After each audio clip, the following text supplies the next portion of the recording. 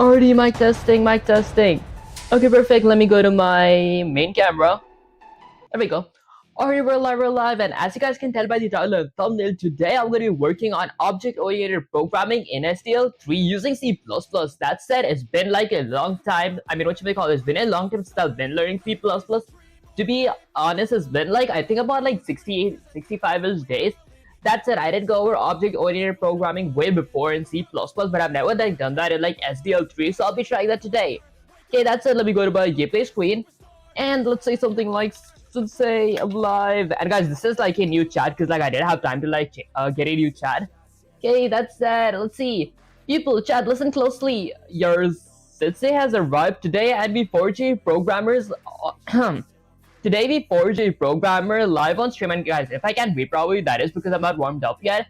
That said, not with comfort, not with luck, but with discipline, code, and the three great tools of every developer who ever built anything worth playing. Love from Stuart. Honestly, I do appreciate that a lot. Okay, that's that. Viewers, you're watching. You're not here by accident. You're witness to a warrior's learning to bend C++ to his will. You're the crowd in the Colosseum, and my pupil Wake is about to fight the worst monsters of them all. Object-oriented programming, guys. I honestly like enjoy the concept of object-oriented programming. I did like work a lot with it in like Python when I was like working with Py games. That's it. Stay with him, cheer and laugh when he suffers, celebrate when he rises. Today he levels up and you get front row seat. Now people, get your hands on the keyboard, strengthen your back, focus your mind. And guys, honestly, I'm not reading properly. It's because I did like I'm not warmed up yet. Because usually before I stream, I like don't talk because I want my throat to get some rest. That said, because I'm also a developer, that actually sounds pretty cool. Okay, that said, we're diving into the object-oriented programming basics in C++, the foundations you will need before even touching the SDL3 entities. I see. Full stacks actually sounds pretty cool. Okay, I'll teach you everything you need, what a class is, how objects work, what encapsulation means, how constructors and destructors behave, how to build game object structure that SDL3 can use, and how to think like a programmer designing systems instead of writing the random code. When I finish teaching with practice, okay, you will make mistakes, I will yell, the chat will enjoy your suffering, and you'll become stronger. Okay, let's see. What is object-oriented programming? Object-oriented programming means structuring your code into things object, okay? An object is something with data properties, behavior, functions. I see. In C++, the blueprint for an object is a class. Every example verbal definition, a class is a template that defines what an object is and what it can do. I think I see. C#, .NET, Angular, and Flutter. Oh, I see. Hi, bro. Wake you, Sam. Is that how you pronounce your name? I appreciate you joining the stream. When we install DSA in C++, maybe honestly I'll like look into it, like what DSA is about, and if I see it's related to like my my goal by the end of my programming for 250 series, I will actually try it. That said, a player, enemy, projectile button can also be modeled as classes, basis of classes. Here's the mental model you need before you write the code. A class has private data, which are hidden variables. Okay, I did like learn about them when I went over like object-oriented programming in C++.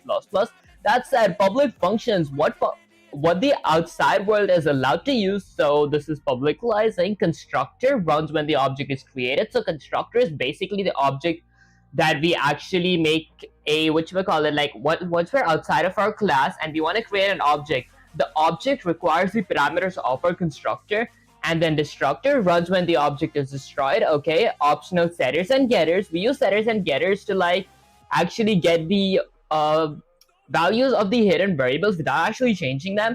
Method that operates the data. This is the structure every SDL entity will use. I did like have a stream on this as well. This is basically like a pointer. So when I do constructor, if I go with something like this, let's say something like name data member from my data members section, it's gonna point towards my actual data member, because I'm pointing towards like a specific data member instead of like a parameter. That sounded kind of complicated, guys.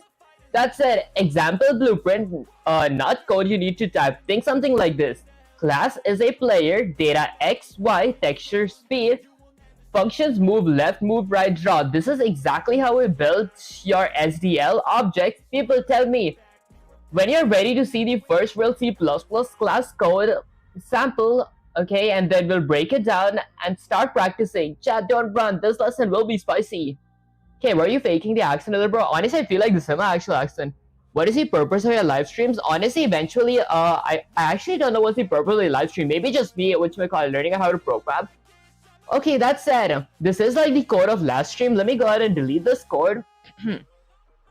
Okay, now let me go ahead and include something. I don't know what am I going to build right now, although I feel like I might do something with like my PNGs and all that stuff. For example, I might create like an object and then make that object, which we call it, have gravity or like a move method and all that stuff, if that made any sense.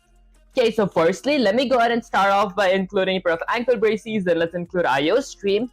And then since I am going to be using SDL3, let me go ahead and include a pair of ankle braces again. Let's go with SDL3/SDL.h, which is basically the SDL's header files. And then let's go ahead and include a pair of ankle braces again. I'm going to be including SDL3's image library because, like, to get access to PNGs, unlike the function that comes with those PNGs, I would need to have access to the image library. So I'll go with SDL3_image slash SDL underscore image.h, which is like the header files. Okay, and then let's go ahead and create a main function. So I'm gonna go with integer main. Okay, add a pair of parentheses and then a pair of curly braces. Now, inside of my main function, I am going to be requiring two parameters. The first parameter is going to be an integer of argc. The second parameter is going to be a character, which is technically, what should we call it? An array of argv.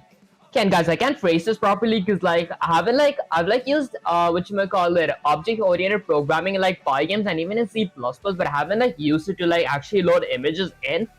That said, next up, let's go ahead and initialize my SDL. So I'll go with something like if a pair of parentheses.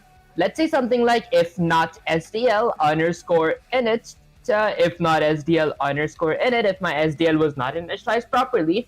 Although my SDL underscore init does require flags, so I'll go with the video section. Let's go with SDL underscore init underscore video. So if the video section of my SDL, what up guys?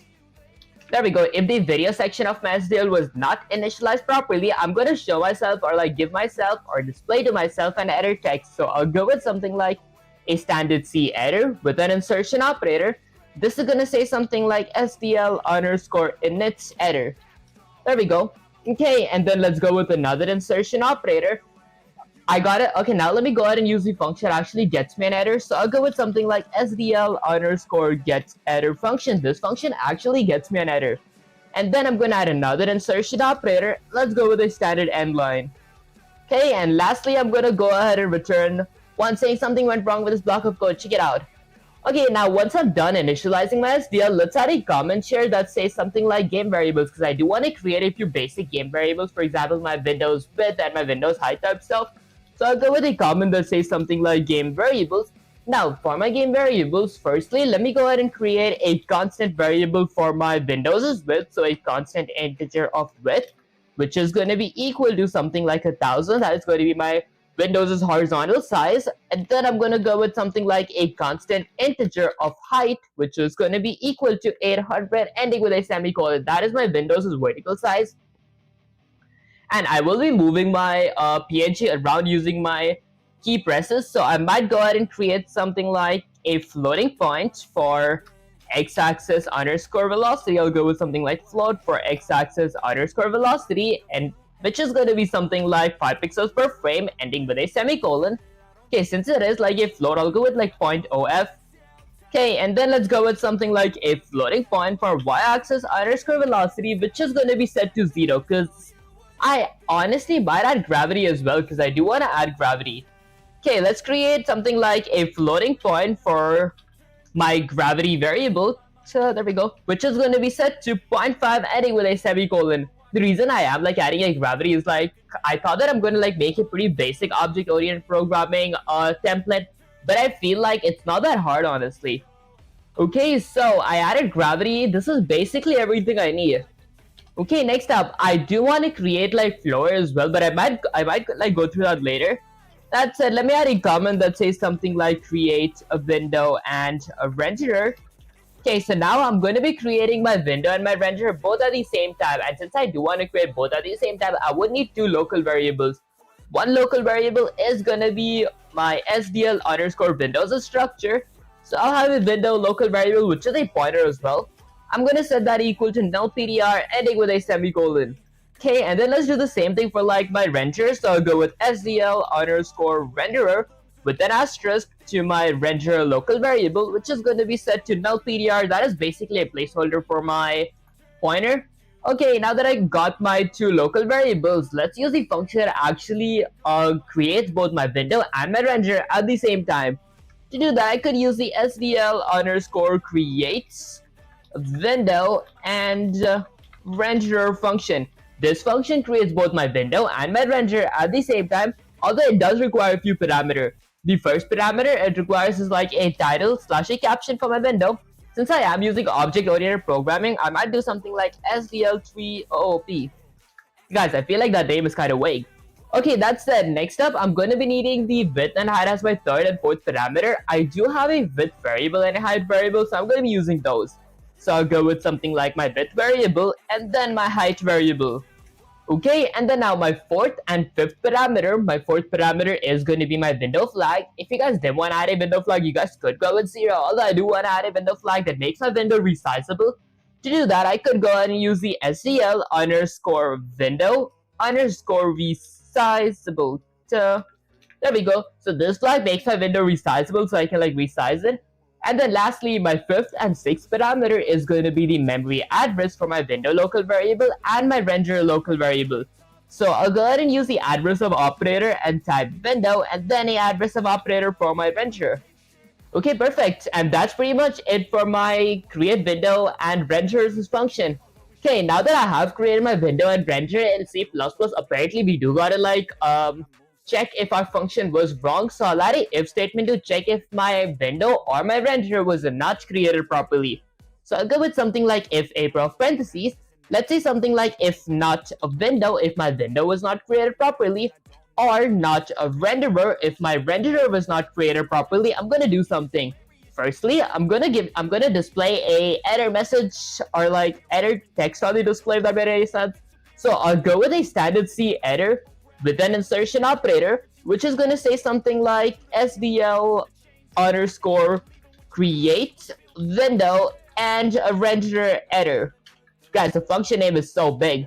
Okay, that said, the reason I went with like SDL underscore create window and renderer error is because I'm saying I got an error in this function.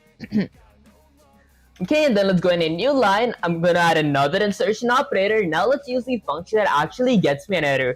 So I could go with something like SDL underscore the get error function. This function actually gets me an error. And then I'll go with another insertion operator of a standard end line ending with a semicolon. Okay, now if either my window or my renderer was not created properly, I'm going to firstly quit my SDL. So I'm going to go with something like SDL underscore quit with a parentheses ending with a semicolon. And then I want to return, let's say 1 saying something went wrong in this block of code. So I'll go with something like return 1. There we go. Okay, now I think that's honestly like pretty much it for my create window and renderer function. Okay, I do want to add textures as well because like whatchamacallit, I am going to be actually loading PNG and like working with PNG in the object as my object instead of like drawing on the screen. So I might go with a comment that says something like load images. Okay, now for my images, firstly, I'm going to be using the SDL underscore textures, the structure. This structure consists of all my SDL textures. Okay, I'm going to be having my image's name here. So, what image should I load? Maybe, should I load my Mage image? I could go with something like Mage image, which is going to be equal to, I'm going to use the image underscore, was it load texture? I honestly keep forgetting the name. I think it was something like load texture. There we go. Okay, I don't think it's load texture. I think it was get texture. If I did control space to see, okay, it is load texture. I was correct. Okay, so now my image underscore load texture function does require 2 parameters. The first parameter is going to be my renderer variable, The second parameter is going to be the file path for my Mage image. Okay, my file path is going to be assets/mage.png. Honestly, I did like create this. If you guys don't know how to like actually create assets, you guys could like open your Solution Explorer. I'm pretty sure by typing Control-Alt-L, you get a Solution Explorer like all the way right here. And then if you guys are, what up guys, how do you shrink this? And then if you guys just right click up here, there we go. Like if you right click on your project, you guys can open it in File Explorer. So you guys can open your solution or like your file in your File Explorer. Then you guys could like see all your all your files, and then you guys could like create a assets folder or something like that where your PNGs are stored. That said, now with that out of the way, once I'm done with this, I'm gonna go ahead and end my entire function with a semicolon. And now let me go ahead and let's say something like create and scale rect. So I'm going to be creating and scaling my rect. I'm creating and scaling my rect because my PNG is like inside of a box, so it's not pixel perfect collision just yet. It's just like regular box colliding type stuff. Okay, and since I am going to be scaling, I might honestly create a scale function. So I could go above my main function and then, I don't know, maybe create a SDL_frexes structure. Okay, and then I'm going to go with something like a scale function. Now, my scale function is going to be requiring a few parameters. The first parameter is going to be my SDL_, let's say something like texture. Okay, with an asterisk of my texture. This is basically this stuff right here. So my parameter would be my Mage image. So it's basically an image parameter.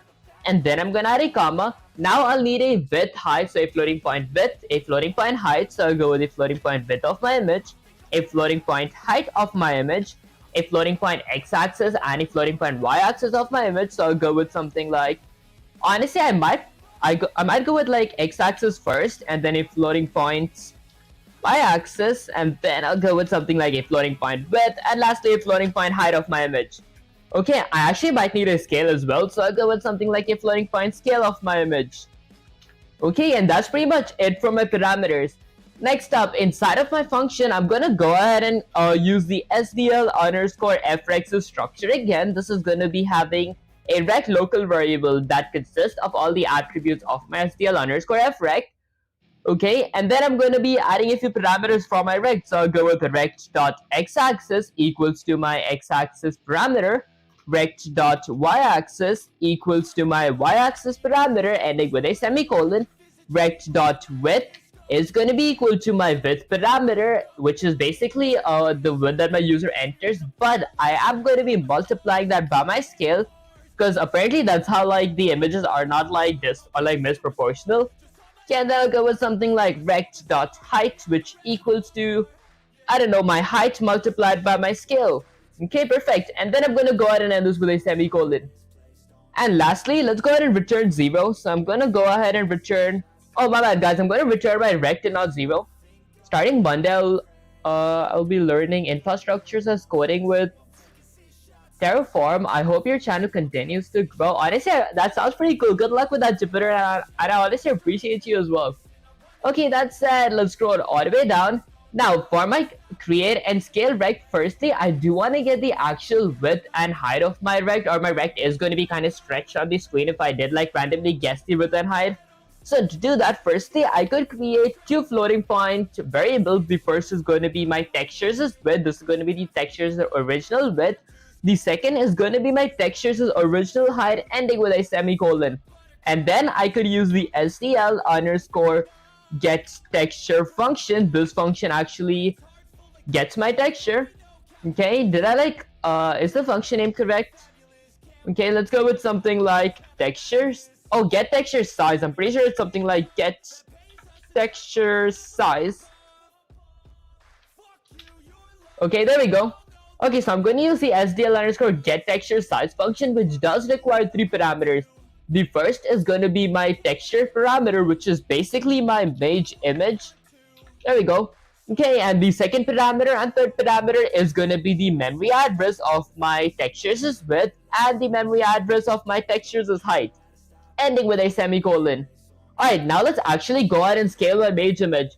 So I'm gonna go with something like SDL underscore, I don't know, let's say something like, uh, okay, I want to scale my Mage image, so I'll go with something like SDL underscore FRECT. This is going to be a rectangle because like I do got to create rects as well. Okay, so this is going to be called something like Mage rect. So this is a rect for my Mage image, which is going to be equal to my scale function with a pair of parentheses. Now my scale function does require a few parameters. The first parameter is going to be my texture, which is my Mage image. The second parameter is going to be a x-axis and a y-axis, which could be somewhere around, I don't know, maybe 100 and maybe I think about 200 and 100. I could always change this, guys. Okay, and then I'm going to add a comma. Now I'll need a width and a height from my Mage image. The width is going to be my TW variable and my height is going to be my TH variable. Okay, and honestly, guys, where am I even using classes here? Hold on. Okay, maybe I do like get all my load images and everything inside of a class. I forgot that I was like actually working with classes. Let me actually copy that, delete it. I'm gonna be going ahead and creating a class called something like Mage. So I'm gonna be having a Mage class. Okay, honestly, I forgot how do we actually create classes. Okay, so I go ahead and create a Mage class. Let me recall this part real quick, guys. Okay, do we go with colon? I'm pretty sure we go with colon when we gotta inherit. If we don't want to inherit, we just go with the pair of curly braces. Now I'm gonna go ahead and publicalize everything. So let's go ahead and publicalize everything here and then paste that there. I do need to add my constructors and destructors. Okay, hold up, guys. Maybe I might need a quick little review here. Okay, let me go with something like Control A, Control C, copy that. Let's get sensei/ChatGPT here. Okay, let's go ahead and paste this. So go with Shift Enter and say something like, let's say, I actually forgot that I was using classes. That said, I don't know how to actually use it in SDL ... Maybe can you teach me question mark? Guys, I forgot to actually see the basics of classes here.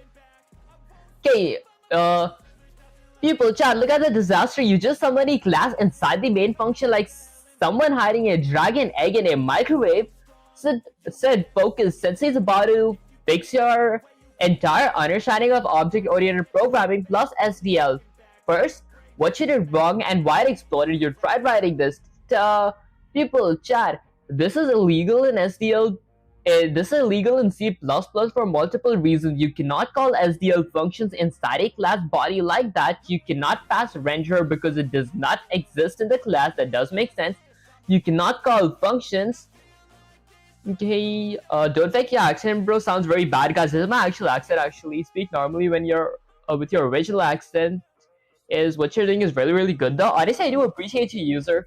Okay, that said, you cannot call SDL functions inside a class body. You cannot pass renderer because it doesn't exist inside the class. You cannot call functions like SDL underscore get texture size outside of a function. Your constructor is missing and needs...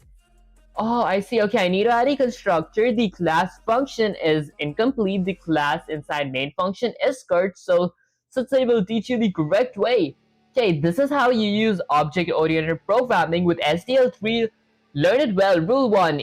A class should hold data, texture, position, speed, and perform actions load, move, draw. Rule 2. All classes loading must happen inside the constructor because constructors run when the object is created. Rule 3. Renderer must be passed into the constructor. Here's why is this correct structure. Read slowly. This is how a SDL class looks like.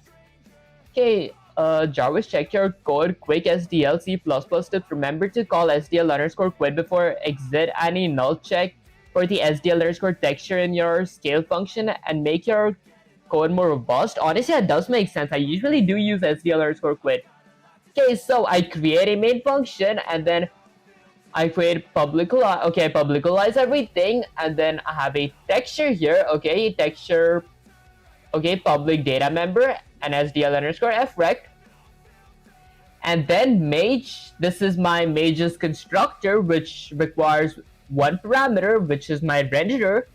Okay, I honestly didn't know about the SDL underscore renderer as a structure.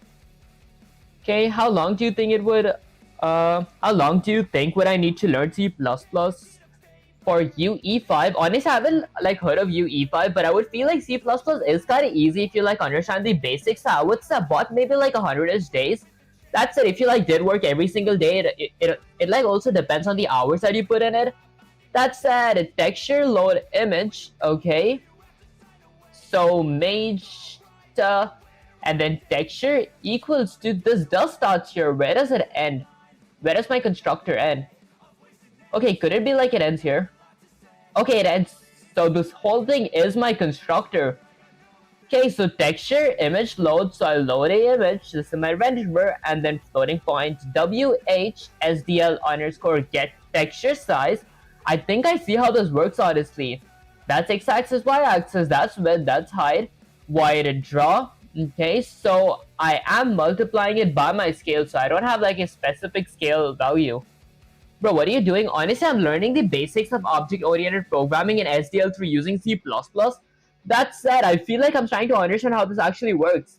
Wide draw method, we have a draw method inside of our Mage function, SDL underscore renderer draw, SDL underscore render texture null rect. Okay, I think I see. And then break down Mage SDL underscore renderer. Okay, this is your constructor. It loads the image and sets up the rectangle. Adding Mr. PM9EG, is that how you pronounce your name? I appreciate you joining the stream. That said, why draw SDL underscore renderer? This draws the Mage on the screen. The object now contains its texture, its position, its size, its drawing function. This is exactly how your game object should be built. How to use that in the main function? My Mage, this is a Mage object that requires a parameter inside your game loop, Mage.draw. Oh, I see. This actually makes so much sense now. Okay, where did you learn to program? Honestly, I did like use ChatGPT to like learn a lot because I feel like ChatGPT plus since it was like really useful when it came to like teaching me the basics. But mostly I feel like practicing a lot did like help. That's it. Now your code becomes clean, readable, scalable, powerful. People, listen to me. You're not bad. You're just raw. Raw code, raw energy, raw chaos. Okay, I think I see. Let me actually get Satya slash ChatGPT there because I feel like I might have to, look at the code for a few references. There we go. Let me fix the chat there. Okay. Okay, so apparently the thing that I messed up was I did actually add my class inside of my main function. I almost forgot that we couldn't do that. Okay, that's it. Let me start off by including, let's say something like IO stream. So I'm gonna go with hashtag include, okay, IO stream, and then let's include SDL3 as well because I will be using SDL3. What will you be making using this? Honestly, I'm actually planning to like make one of my PNGs move using classes or using object-oriented programming. That said, next up, let me go ahead and include SDL3 slash SDL.h, which is the header files for SDL. And lastly, since I will be using images, let's go with something like SDL3k underscore image slash SDL underscore image. What up, guys? There we go. K underscore image.h, which is basically the header files for the image library of SDL. Okay, now I won't be creating a main function just yet. So firstly, I do gotta actually create a class. So I'm gonna go ahead and create a class called something like Mage with a pair of curly braces. Now my Mage's class is gonna be, firstly, I honestly won't have any private data members, so I'm gonna go ahead and publicize everything. I do gotta recall the way I did this before. Okay, so apparently first I gotta create a SDL underscore texture. So a textures is public data member, and a rex is public data members. So I'll go with SDL underscore texture, and I'm calling them data members and not like local variables anymore because local variables inside are like variables in general inside of classes are called textures. Okay, so I'm gonna go with something like a asterisk for something like texture. Okay, these are gonna be the images that I load in. And then I'm gonna go with SDL underscore f rex's structure, which is gonna be called something like rect, ending with a semicolon. Now let's add a comment that says something like constructor. So I'm going to be creating a constructor. Okay, let's create a constructor for my Mage objects. Okay, and now my Mage objects' constructor is going to be requiring. I honestly wanted to require two parameters. Even though like let's say one. Okay, the first parameter is going to be my SDL underscore renderer, which is going to be a pointer to my renderer. Okay, I do want to go with scale because I don't want to like hard code my scale, so I might go with something like scale. There we go. Okay, I might go with something like integer or floating point of scale, so I'll go with something like a floating point of scale.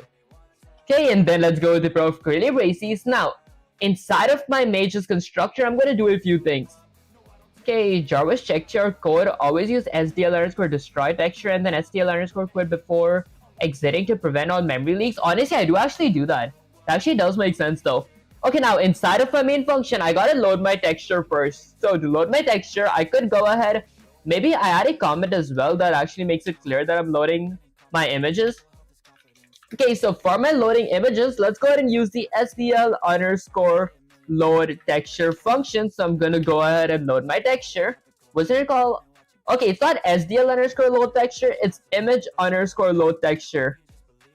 Okay, let's go with load texture with a pair of parentheses. Now my image underscore load texture does require two parameters. The first parameter is going to be my renderer variable. The second parameter is going to be the memory address or like the file path of my image. So I'll go with something like assets slash mage .png. This is the file path for my Mage image, and then I'm gonna go ahead and end this with a semicolon. Now, after I'm done loading my image, I gotta get the original size of my image, okay, of my texture, because image is basically considered texture. I mean, textures are considered images, okay, and then I gotta set my rectangle for my image. That's pretty much it. I gotta scale them up. Okay, I think I see. Alright, so now let's go ahead and add another comment. So I'm gonna go with something like, was it set texture or get original size? So let's say something like get images size. To get my images size, firstly, okay, there we go. Okay, to get my images size, firstly, let me go ahead and create two floating point variables or two floating points. Should it be data members? Should I like create a few private data members? I mean, I feel both would be the same. I might go with something like texture width and texture height, ending with a semicolon. Okay, then once I'm done with that, let's go ahead and use the SDL underscore get texture size function. This function actually gets my textures a size. It does require, I think, 3 parameters, does it? Okay, it does require 3 parameters. The first parameter is going to be my texture variable that I created. Hey brother, what is Docker? Honestly, I haven't like heard of Docker. That said, I'm gonna go ahead and add my TW here and TH as well. Okay, and they are gonna be the memory address, so I'll go with the address of operator or ampersand. So let's go with an address of operator there and sure. Okay, perfect. And then let's go ahead and end my function with a semicolon. Now, after I'm done getting my images size, I do want to actually scale them. Okay, so I could go ahead and add a comment here that says something like scale and create rect. Maybe I might go with something like create rect and scale. Okay, so first I'm going to be creating my rectangle and then I'm going to be scaling it. My rectangle is basically going to be my rect here that I created. I'm just going to be adding a few attributes to it. So I'll go with something like rect.x-axis, which is going to be something like, I don't know, maybe 200. Okay, ending with a semicolon. Okay, shouldn't this be correct? Are you gay? Honestly, no, I'm actually straight. Okay, that said, why can't I actually add my x-axis here? Did I like mess something up here? Okay, it's spelled correct. That is spelled as rect. Rect.x-axis. Can I add it here? What if I go with something like rect.x-axis, which is going to be equal to 200, ending with a semicolon? Okay, it still does not work. Alright guys, let's go with something like Control-C. Let's copy that. Let's go ahead and get ChatGPT here. I do want to check where I messed up because like this is the first time they're actually trying to use the object-oriented programming to actually load images. That's it. Let's go ahead and paste this. Go with Shift Enter and say something like, say, I feel like something is a wrong question mark. Hey bro, what's up for today? Hiding Elytra, is that our pronunciation name? I appreciate you joining the stream. That's it. I am like working on object-oriented programming using SDL3 and C++. That said, actually using C++ and SDL3. Okay, I feel like something is wrong, question mark. Okay, Docker is a containerized, is a containized. Guys, how do you pronounce that? It's pronounced as containerization for deployment applications in any problems. I see. Okay, that said, since Islam's stable, chat, watch this. My people just summoned the most broken class in human history. Vivek, you're right. The code is wrong on every possible axis. If this class compiled, the universe would collapse. Let's say explain every sin you just committed so you never commit them again. So error 1, you never saved the texture. You call the function, you didn't just store the result texture image. Okay, it should be texture equals to. Okay, right now your texture is on initialized garbage, and then you're asking SDL, hey SDL, can you get the size of this random fresh value? SDL is not a wizard, it will not read your mind. Okay, error 2, your rect is a pointer, but you're treating it like an object. Okay, did I go with something like a pointer? Then you do rect dot x-axis 200. People, chat. This is like saying I have a pet tiger. Where is it? Well, I've never bought it, but I have it. But I pet it every morning. Your pointer must okay, a pointer must point to something. You never created the rectangle. Either make a normal variable SDL underscore f rect, or if it must be a pointer allocated, rect equals to new SDL underscore f rect. Oh, I see. Okay, that actually does make sense. But for SDL, a normal variable is better. Error 3, you use scale as a parameter, but you never applied it. The variable scale. Okay, I gotta actually create scale. Bro, do you know about abstraction, polymorphism, encapsulism, something like this? Honestly, I haven't like heard of abstraction. That's it. I did like work on encapsulism and like polymorphism, like using getters and setters. And I'm pretty sure polymorphism, I actually forgotten how to like define it, but I do know what polymorphism actually means. Okay, okay, and then I go with like a void drop function. I think I see what that means. Hey King, hiding plum, I appreciate you joining the stream. Please guide me on how to learn C++ in a more efficient way for beginners. Honestly, you guys could like join my Discord server. I do like have a roadmap that I personally use for C++. I could actually like send that to you guys or like DM it to you guys. That said, next up, let's see. So firstly, the mistakes that I did make, this had to be something like texture, which equals to my image load texture. Okay, and then later this should not be a pointer, it should just be a regular variable. Okay, so rect.x-axis equals to 200, and then let's go with something like rect.y-axis, which equals to something like 100 ending with a semicolon. And then I'm gonna go with something like rect.width, which equals to my width parameter multiplied by my scale ending with a semicolon. Okay, my width is going to be something like my TW, my textures is width. And then lastly, for my rect.height, I'm going to set that equal to my textures is height multiplied by my scale, ending with a semicolon. Okay, and then after I'm done with that, honestly, I feel like I should actually create a scale function. Because I didn't actually create destructors or anything like that. Okay, maybe no data members or anything. What else would I need in a Mage class? Let me think. Okay, you need to learn first, then jump onto following the object-oriented programming, because object-oriented programming is running on a defined rule. You can't learn object-oriented programming without knowing its principal theorems. Honestly, I do actually know it because like before I did start SDL3, I did like Go or object-oriented programming. I haven't just like touched it for like I think about 30-ish days, because maybe about 20-ish days, because like I've been learning the basics of SDL3 and that took me about 20-ish days, I think. That said, I just need like some practice, and I feel like it actually like jog my memory so I understand like what's going on. Okay, that said, once I'm done with this, when I do create a void draw method, it should be inside of my class. So I'm gonna go ahead and create a void draw method. Hiding Sui, I appreciate you joining the stream. That said, let's go with something like void Okay, something like maybe a draw method. This is gonna actually draw my object. Okay, what's abstraction? Honestly, I haven't like learned about abstraction. That said, I create a void draw method, which is gonna be having a parameter of something like my texture. Okay, and then okay, let's see. So it's gonna have a parameter of my texture, and then I might actually add my render as well. I actually forgot this part. Hold up. So when I add a function, my function is outside of my constructor, but it is still inside of my class.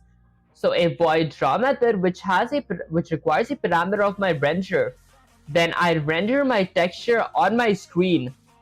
Actually that does make sense here. Okay, so let's go ahead and delete that. I'm gonna go ahead and exit outside of my constructor, so it starts there. Okay, let's go ahead and end my constructor here. There we go. Okay, and then let's go ahead and exit outside of my constructor. I'm going to be creating a void method called something like draw with a parameter that does require a parameter of SDL underscore renderer. Okay, with an asterisk, and this is going to be like a capitalized renderer. There we go, of my renderer local variable.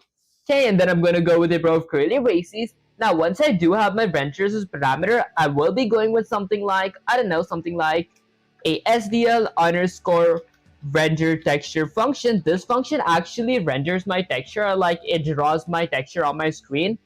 You just enjoying like playing games, bro? Please turn your internet to online games or food vlog or something like this. Is totally a waste of time. Okay, you just enjoy like playing games, bro. Honestly, I feel like ever since I like did start programming, I feel like playing games is kind of boring these days. You're just wasting your time, bro. What's the goal here? The goal is to actually understand the basics of like object-oriented programming in like SDL3. Okay, and guys, many of you guys do say me it is like a waste of time. Although I feel like, how is it like a waste of time? Like if I play games or like watch movies or like waste time in general, that'd be a waste of time. Even though even though my progress is kind of slow, like walking slow is better than like not walking at all. So I am making some progress by understanding, because I do like program every single day. Okay, that said, I require a renderer parameter, which is going to be my renderer local variable. Okay, that is going to be like the parameter that my user sets here. And then let's see, I'm going to need a texture, which is going to be my texture. So I'll go with something like texture. Okay, it's my texture data member here. Okay, and then I'm going to be needing my SDL underscore or my source rect. I don't have a source rect, so I'm going to be setting that to something like null PDR. I'll go with something like null PDR. And lastly, let's see, I'm going to be needing a DST rect, which is a direction of my rectangle. That's basically my rect here, which is technically my frex's local variable that I created up there. Okay, bro, are you South Indian? Honestly, I haven't like been to South India. That said, eventually when I do visit India, I might stream myself there. Okay, guys, I keep forgetting. This is going to be the memory address of my rect. And then I go ahead and end this with a semicolon. We should learn solid principles first. Actually, I did learn like the basics of object-oriented programming, but ever since I like stopped like learning it, because like I did move on to like SDL3, so I had to like learn the basic function and syntax for SDL3. I did forget the syntax for like object-oriented programming. Can you do equations for C++? Honestly, what kind of equations? Because that actually sounds kind of fun. I might try it. Okay, that said, that's pretty much it for my Mage class here. Now let's go ahead and create a main function. So I'm going to go with something like integer main, add a pair of parentheses. My main function is going to require two parameters. The first parameter is going to be an integer of argc. The second parameter is going to be a character of argv, which is going to be an array. Okay, and then I go with the pair of curly braces. Now, inside of a main function, let's initialize SDL. Actually, let's initialize SDL and check if it was not initialized properly. So I'll go with something like if not SDL underscore init. If my SDL was not initialized properly, I'm going to check if my SDL's video section was not initialized properly. Okay, so SDL underscore init underscore. Okay, hold up, guys. Did I forget this flag's name? I think it was something like SDL underscore init underscore video. There we go. Okay, so if my SDL's video section was not initialized properly, I'm going to do something. Firstly, I'm going to give myself a error text. So I'll go with a standard C error. which gives me something like an SDL underscore init header. Okay, and then I go with another insertion operator. Let's use the function actually gets me an header now. So I'll go with SDL underscore the get header function with a pair of parentheses. Then I'll go with another insertion operator of a standard end line ending with a semicolon. Okay, you not know what object-oriented programming is and writing code where your goal is not fixed, still saying object-oriented programming, it's better for you to learn the basics DSA concept first. Honestly, that does sound pretty cool. That's it. Can you do math for C++ next? Honestly, by math, do you mean like the CMath library? Because like I feel like I did have a stream where I did go over the CMath library. That said, now if my main function, once I did like get an error for my my SDL underscore init, if it was not initialized properly, I'm gonna go ahead and return one saying something is wrong in this block of code. Okay, and then after that, let's go ahead and add another comment. Now I'm going to be creating a few basic game variables, so I'll go with something like game variables. Now for my game variables, firstly, let's go ahead and create a constant integer variable for my Windows's width, which is going to be equal to something like 1000 ending with a semicolon. And then I'm going to go with something like a constant integer of height. This is going to be my Windows's height. That is going to be something like 800 ending with a semicolon. And honestly guys, I feel like I might have more time to learn programming after my college. I think it's gonna be ending this December or something. After I might have more time, because these days the reason I am kind of rusty or kind of slow as well is because I do just program when I stream, which basically means I'll stream I programmed for an hour yesterday and the day before that also I programmed for an hour type stuff. That said, maybe once my college is over I might stream for 5 to 6 hours. That said, what else variables would I might need? I might need something like a floating point for x-axis underscore velocity, which is going to be equal to, let's say something like 5 pixels per frame ending with a semicolon. Let's go with 5.0f. Okay, and then a floating point for y-axis underscore velocity, which is going to be equal to something like, I don't know, maybe 0. Okay, and then, okay, do I want to add gravity? Okay, maybe I could add gravity, so I might go with something like, okay, for gravity, I might need something like an apply gravity functions inside of my class. Should I create? I might apply gravity later. Okay, next up, let's go ahead and create both my window and my renderer at the same time. To do that, I could go with something like create window and a renderer function.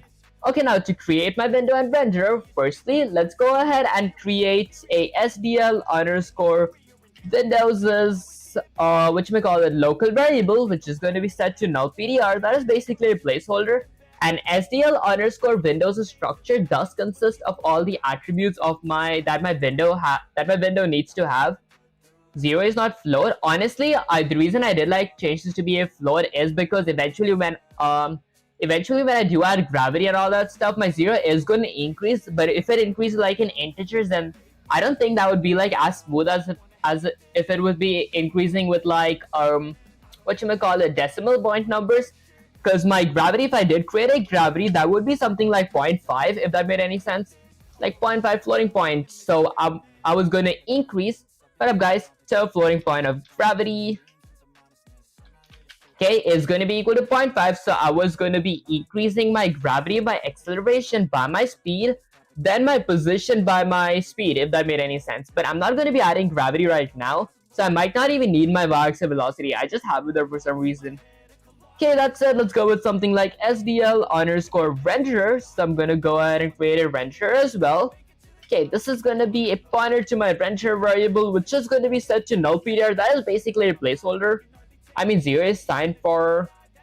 0 is signed integer, 0.0 is float. Can we even do 0.0? I didn't know we could do 0.0. Oh, we could. I actually didn't know that. Okay, that said, next up, let me actually use the function that does create both my window and my renderer at the same time. To do that, I could go ahead and use the SDL underscore create window and a renderer function. 0u is unsigned integer. Look, MISRA rules about casting values. That actually does make sense. I didn't know about this. Okay, that said, I'll go with the row of curly braces. Now, inside of my SDL underscore create window and renderer function, I'm going to be requiring a few parameters. the first parameter is going to be a title slash a caption for my window. Could go with something like SDL3 window created. Okay, and then let's go ahead and add a comma. Now I'm going to be needing the width and height for my window, so I'll go with something like my width variable and my height variable for my window. Okay, and then I'll need a Windows flag. If you guys don't want to add a flag, you guys could like go with 0, but I do want to add a flag. I want to go with the SDL underscore window underscore resizable flag. Okay, and then I'm gonna add a comma. Now I'm going to be needing the memory address for both my window and my render local variables. So I'll go with something like ampersand of window and then a ampersand for render. Okay, perfect. Now that I've created both my window and my render, let's add a if statement to check if they were actually created properly. Actually, if they were not created properly, because apparently in C++ we do gotta like check if like we didn't get an error, if that makes any sense. So I'll go with something like if a prof parentheses. Let's say something like if not a window, if my window was not created properly, or not renderer, if my renderer was not created properly. I'm gonna go ahead and do something. Firstly, I'm gonna display a error message on the screen. So I'll go with something like a standard C error with an insertion operator. That is gonna say me something like SDL underscore create window and renderer k error. There we go. Guys, I still feel like this function name is way too long. And then let's go with another insertion operator. Okay, what are you making? Honestly, I'm like trying to, use object-oriented programming in SDL3 C++ and like move a PNG using key controls. That said, width and height are variables, not defined constants. Honestly, I did like define my, constants here. Okay, next up, let's go ahead and use the SDL underscore gets error function. This function actually gets me an error. Okay, then I'll go with another insertion operator of a standard end line ending with a semicolon. Okay, now if either my window or my renderer was not created properly, let's go ahead and exit my SDL. So I'm going to be quitting my SDL. So I'll go with SDL underscore quit with a prof parentheses ending with a semicolon. Lastly, I'm going to return one saying something went wrong in this block of code. Okay, perfect. Okay, now that I'm done creating my game variables, my windows, I might have to create a floor. Although before I do create my floor, I'm going to be working on my main loop. So I'll go with something like main loop. Now for my main loop, firstly, I'm going to do something. Let's go ahead and create a boolean variable for of something like is running. This is going to tell me if my program is still running. I'm going to set that to be true initially because I do want my program to be running when I like run the command. And then I'm going to be needing an event variable to check my current event type. So I'm going to go ahead and use the SDL underscore events structure. This structure consists of all my SDL events. And then I'm going to set that to be events. Okay, you from? Honestly, I used to answer a lot. That's what I did like start saying that less because like some of you guys did say me to avoid saying that because you guys like didn't know which place I could be from. That said, oh, it still feels a bit wrong, but check out. Oh, I see. Does it actually? Because I could like hard code the numbers, but for some reason, many of you guys do like recommend, and like you guys did like recommend me as well to like actually create variables. So if I ever want to like change their values, I could just change or like modify these numbers here. So what do you think about StuckNext is type rect? What do you think about StuckNext? Honestly, I haven't like StuckNext. Okay, next JS type rect. Honestly, I don't think I actually understood that part. Okay, that's it. Now let's go ahead and create a while loop. So I'll go with something like while a prof parentheses. Let's say something like while is running, while my program is running, I'm going to do something. I'll go with the prof curly braces. Now inside my while loop, I am going to be adding a event loop. This is going to be the place where I actually look for the current types of events. Okay, for my event loop, I'm going to be adding another while loop. That is going to be having a parameter of a function called the SDL underscore poll event that does require a parameter, which is going to be the memory address of my event variable.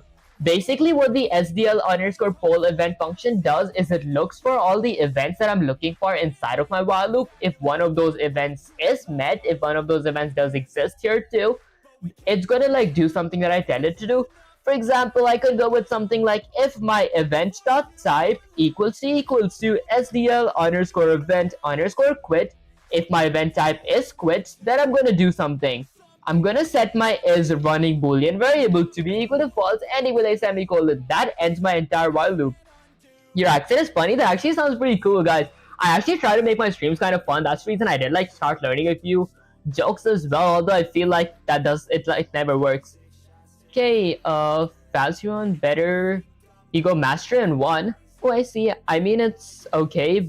Better than defines as you keep type. Honestly, that does make sense. Eventually, when I do like get pretty comfortable with like object-oriented programming, I am going to be like using different stuff and like trying to modify my code.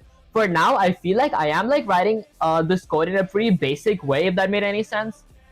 Okay, now after I'm done with my while loop, let's go ahead and exit off my while loop and then add a comment that says something like fill screen. Now for filling my screen, firstly, I'm gonna go ahead and set a color to my render because render is basically the paintbrush that does fill my screen or like color my screen. To do that, I could go ahead and use the SDL underscore set render. So I'm gonna be setting my render to draw a color. So I'll use the set render draw color function. That does require a few parameters.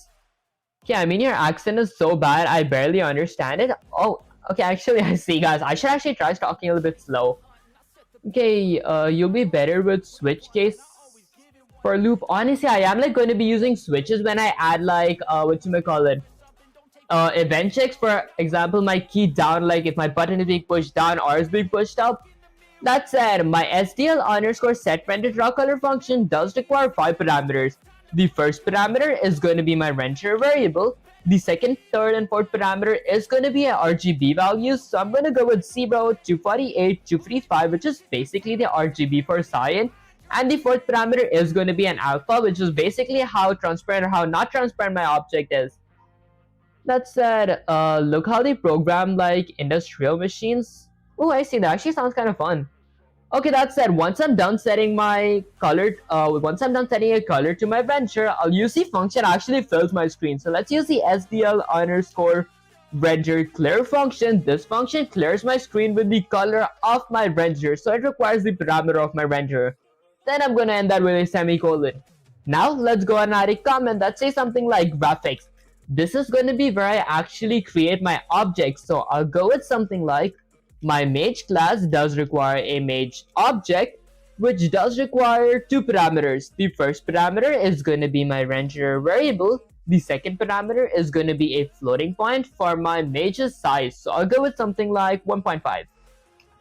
Okay, and then let's go ahead and end this with a semicolon. Now I'm going to go ahead and do something like a Mage.the_draw method. I want to draw my Mage. Okay, what parameter does it require? It requires my render parameter, so I'm gonna add my render parameter. And then let's end this with a semicolon. Howdy, MK News, I appreciate you joining the stream. Bro, I just joined. Can you tell me what are you making? Honestly, I'm actually working on learning object-oriented programming in SDL3 using C++. That said, I am trying to like load a PNG on my window and then move it using key controls. Using constructors and like classes in general, then eventually in next stream and the streams after those, I will be working on specific topics. Today, I am like working on a more broad level stuff to actually understand how these basic code works. Then I will be, moving over specifically polymorphism, then encapsulism, then adding getters, setters, and all that stuff. Okay, that said, after I'm done drawing my graphics here, let's go ahead and add a comment here that says something like present. Okay.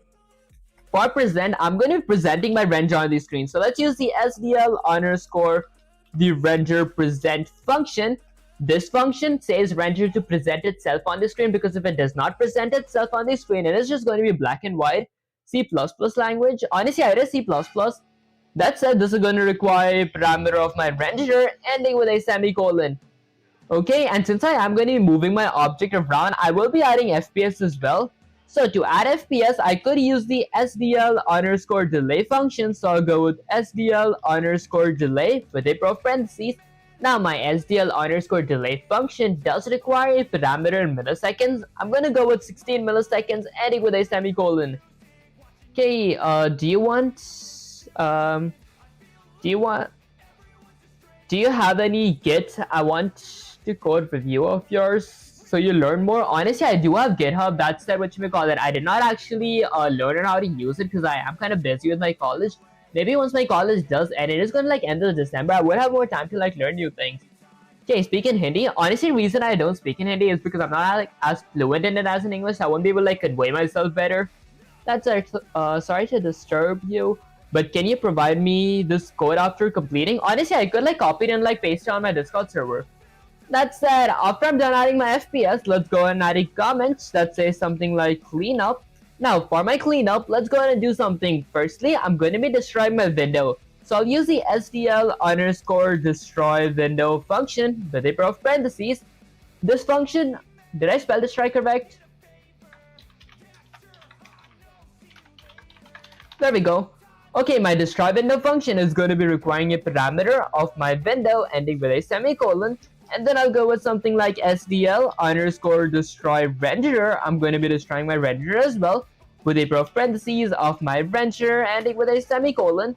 And then I'll go with something like SDL underscore quit with a pair of parentheses ending with a semicolon. Okay, your Etienne, honestly I haven't like heard of that.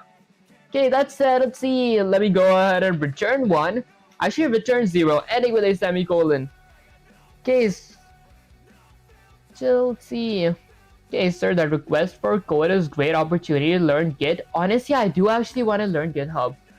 Okay, that said, now let me scroll all the way up to where I actually created my main loop. I am going to be creating a few more Boolean variables now to actually add key controls. So I'm going to be adding something like a Boolean for something like A down. My A down is currently not being pushed down, or my A button is currently not being pushed down, so I'm going to be setting that to false. And then I'll go with something like D down, which is going to be set to false as well. Okay, and then I'm going to go ahead and end this with a semicolon. Now, inside of my while loop, specifically inside of my event loop, after I'm done checking if my event type is quit, I'm going to look for another event loop. So I'll go with something like if a pair of parentheses. Let's say if my event.type equals to SDL underscore event underscore key underscore down. If my event type is key down, I'm going to do something. I'm going to go ahead and add a pair of curly braces. And then let's see. Let me go with something like, so, okay, now I'm going to be adding switches. So while my button is being pushed down, I'm going to do a few things. Let's add a switch. Okay, I'm gonna look which button is being pushed down, so I'll go with something like the SDL. Okay, let's see. I'm gonna go with something like my event.key. This looks all my keys. If I add another dot key, this looks for a specific type of key. Then I'll go with the row of curly braces. Okay, now inside of my switches, I'm gonna be adding two cases. So if my case is SDL, if my case is SDLK, which is A, which means if my A button is currently being pushed down, I'm going to do something. I'm going to be setting my A down Boolean variable to be true, and then let's go ahead and break, ending with a semicolon. I will be adding another case as well because I am looking for two cases or like two specific buttons if they're being pushed down. Okay, the second is going to be if my SDL's key is D. If my D is being pushed down, I'm going to go and set my D down Boolean variable to be set to true, ending with a semicolon, and then I'm gonna go ahead and break.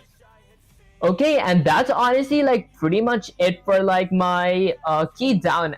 Just to save time, I'm gonna go ahead and copy this and paste it one more time because I do want to set them to be false as well if like my key is not being pushed down anymore. So I might just change my SDL underscore event key down to SDL underscore event key up. Key up is basically the opposite of key down. Key up means if my key is not being pushed down anymore, then I'm going to do something. If my A is not being pushed down anymore, I'm going to set my A down to be false. If my D is not being pushed down anymore, I'm going to set my D down to be false. And that's like technically pretty much it. Okay, and then after that, let's scroll all the way down here. Before I do fill my screen, I am going to exit my event loop. And before I do fill my screen, I'm going to add a comment that says something like key controls. Okay, for my key controls, firstly, I'm going to be adding a if statement to automate my object or my texture slash my PNG. So I'll go with something like if a pair of parentheses. Let's say something like if my PNG. Do I need to go with something like rect? I created like my Mage here. Could I go with something like Mage.x-axis? Currently in which organization? Honestly, I don't think I'm in any organizations currently. That said, I've actually never been in any organizations. That said, I made Control C to copy this, delete the whole thing. Let's go all the way down here. Okay, after my graphic, before I present it, I'm gonna add key controls. So let's say if my A down is set to true, if my A is currently being pushed down, I'm gonna do something. I'll add a pair of curly braces, and then let's say I wanna go ahead and increase my mage dot x-axis, my mage's x-axis. Let's say something like, okay, can't I like go with mage's x-axis? Isn't that how it works, guys? Because inside of my mage class, right here, okay, my mage does have a rect, so it's technically rect. So mage.rect.x-axis. Okay, let's try that. So I'll go with something like mage.rect.x-axis is going to increase by my x-axis underscore velocity, ending with a semicolon. And then let's go ahead and add another if statement that says something like if a pair of parentheses, if my D down is set to true, if my user is clicking my D, then I'm going to be, going with something like mage.rect.x-axis. I'm going to decrease that by my x-axis underscore velocity. So my mage goes more to the left. And then I'm going to go ahead and end this with a semicolon. Try to learn Java. Honestly, I was like pretty excited to learn Java. Maybe after my programming for like 250 days, I will be like working on Java or like JavaScript, because like maybe my goal by the end of that new series, whenever I do create, would be like to make a website, if that made any sense. What is SDL3 plus? Basically, if you guys are like familiar with like Pygames and Python, it's basically the same as that, but Pygames can only be used through Python. That's a SDL3 can be used by C, C++, C#, and maybe a few more languages, if that made any sense, guys. Okay, that's it. This is like pretty much it. Now, if I hit Control S to save the code and run the command, the moment of truth, guys, does it work? I get my first window pop up here. So let's see. Okay, I get my second window pop up there as well. What up, guys? Give me a sec real quick.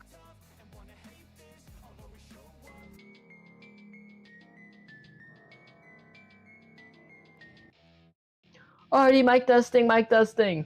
Okay, perfect. I don't see my window. I don't see my PNG here. That could be because there we go. It's all the way there, guys. I set the positions wrong, and I gotta decrease the size as well. I gotta like scale it down a bit. Okay, can anyone say what is SDL3? Any full tutorials available on YouTube? Honestly, I wouldn't say like there are like a lot of tutorials in SDL3, but there are like a few useful tutorials. Okay, I'm doing it for to create plugins for Minecraft. Bro, can you make a Discord group for coding, please? Honestly, I do like have a Discord server. You guys could like join it. Maybe you guys could like get access to the Discord server by typing !Discord on chat, unless Nightbot is still down, because like Nightbot has been down for a while. Although the link is in the description as well. That said, let's see. So the reason my mage couldn't have been drawn could be because, let's see. Actually, it was drawn. I just gotta change my positions up here. Okay, so when I actually get my scale here, I'm gonna change that to something like 0.5. Okay, that should be a pretty good size. Now if I hit Control is to save the code and run the command. Okay, so there is my mage. Okay, it does not move with key controls though. Okay, I was moving as rect though. Okay, that's it. Let's see. So, okay, why is my mage not moving though? Because I did add a few if statements. So my mage.rect.x-axis should be moving by my x-axis underscore velocity. Okay, I think I'll go with something like a control-C copy that. Let's get some c/chatgpt here. Okay, let's go ahead and paste this. Go with shift enter and say something like, so let's say something like my mage does not move using my key controls. To be honest, bro, where are you from? Honestly, I used to like answer that way too much before, but many of you guys did say me to like stop saying that because like you don't want me to actually dox myself by mistake. That said, since people look at me, your mage isn't moving because you're committing the cardinal sin of object-oriented programming. In your game loop, you're recreating the mage object every single frame. That means you make a new mage, you set its start position to 200 by 100, you draw it, you throw it away, next frame you make a fresh one again. So it never remembers its position, it never moves, it never lives long enough to know about it. It has a body, people. If you do that again, I'm dragging you across the digital floor. Okay, the fix is simple. Create the mage outside the game loop. Oh, would that make sense? And then just update its position in the loop. Oh, okay. Create mage. Okay, so I gotta create my objects outside my while loops. Okay, and then inside my while loop, I just updated. Okay, so first I gotta update my mage and then I gotta draw it. That way the object persists, it keeps safe state like a real entity in your world. Right now you're spawning clones every frame like a bugged necromancer. Okay, that said, let me actually try getting my mage outside real quick. So I'm gonna go ahead and copy that. So let's go ahead and delete that as well. Maybe would I need graphics? I think I could like add graphics. Okay, so above my main loop, maybe I'm gonna go all the way right here. And then let's add a comment that says something like objects and paste my object here. So I create my mage object there. Then inside my while loop, firstly, I'm gonna go ahead and copy that. Let's go ahead and delete all this stuff. Okay, that is my key controls. I'm gonna add a comment that says something like draw objects. This is gonna be where I draw all my objects. Okay, I'm gonna draw my mage object first. Now, if I hit Control S to save the code and run the command, let's see what happens. I get my first window popped up, and my second. Okay, hiding Suraj, Suraj, I appreciate you joining the stream. That's it, bro. Play BMGI game. Honestly, I used to enjoy playing game, but for some reason I don't like playing games anymore. Cause like I feel it just like wastes my time. Cause I usually do prefer being productive. Guys, I feel like my Python for 100A series and my programming for 250A series did like mess with my brains. Because before I used to play like a lot of Roblox, but for some reason I stopped ever since I started my programming series. That said, there we go. It actually does move, although it is like kind of big. Okay, at least it does move. Okay, maybe later I might add gravity as well. Let me actually try adding gravity now. Okay, if everything else should be the same, it shouldn't be that hard to add gravity, honestly. Maybe I go ahead and create a class that create a parent class. I could try creating a parent class. Okay, that is going to be called something like gravity. Okay, and then I'm going to add a pair of curly braces. Now my mage class is going to be inheriting from my gravity class, although not yet. I do want to add gravity. Should I create a separate class? Maybe not. Because like in Python, I did like somehow, add the dot apply gravity method. Because like I had a function that was like called apply gravity. Okay, hiding CY, and I appreciate you joining the stream. That is so cool. Nice job. Honestly, I appreciate that. Actually means the world to me, guys. Okay, so maybe I could like, maybe in the next code, like once I delete the code and like type it out again, I could try applying gravity. Okay, for this time I might do it manually here. So let's go ahead and create a floating point variable called gravity that is going to be set to something like 0.5f ending with a semicolon. Okay, now for my gravity, firstly I'm going to go all the way down here inside of my main loop, okay, or inside of my while loop. Okay, I'm going to exit outside of my event loop. Maybe once I'm done drawing my objects, before I present it, I'm going to add a comment that says something like apply gravity. And to apply gravity, firstly, I'm going to be increasing my y-axis underscore velocity, my speed by my acceleration, which is my gravity. So, how many programming languages do you know? Honestly, I do know 2 programming languages, C++ and Python. That said, I might be a bit rusty in Python. Although Python is like pretty fun to actually like learn. Okay, that said, I might... Okay, next up, once I'm done increasing my speed by my acceleration, I'm going to go ahead and increase my position, which is going to be my mage dot, so let's go with something like mage dot rect dot y-axis. That is going to be increasing by my y-axis underscore velocity by my gravity. And then once I'm done applying gravity, since I want my I want to avoid my mage falling down infinitely, I am going to be adding an if statement that actually works on the landing, if that made any sense. Okay, although if I do want to work for a landing, I might need to add a floor. What got you into coding? Was it like school thing, or did you just figure it out by yourself? Honestly, I did like actually figure out by myself, because like guys, I rarely went to school. I mostly like homeschooled. That said, I am currently in college though. Okay, let's see, let's go all the way up here. Okay, that is my game variables, x-axis velocity, y-axis velocity. Under my game variables, I'm going to be adding a comment that says something like floor because I want to create my floor as well. My floor is basically going to be a rect, so I'll use the SDL underscore frexes structure that does have a local variable called floor ending with a semicolon. Now let's add a few attributes for my floor. So I'll go with something like floor.x-axis, which is going to be equal to something like, I don't know, maybe 100 ending with a semicolon. And then I'll go with something like floor.y-axis. Maybe I change that to 0. Okay.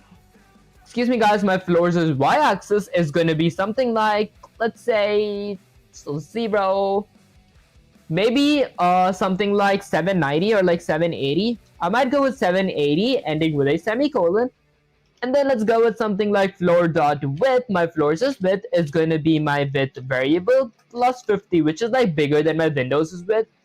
And then lastly, my floor.height is going to be equal to, let's say something like, I don't know, maybe, okay, my height could be something like 50, ending with a semicolon.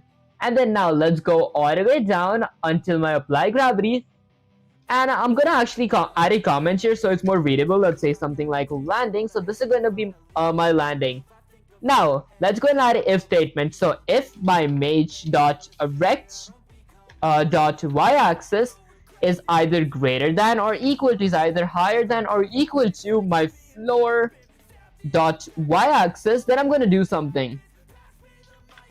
Okay, I'm gonna go with a row of curly braces, and then let's go ahead. What up guys, a pair of curly braces. There we go.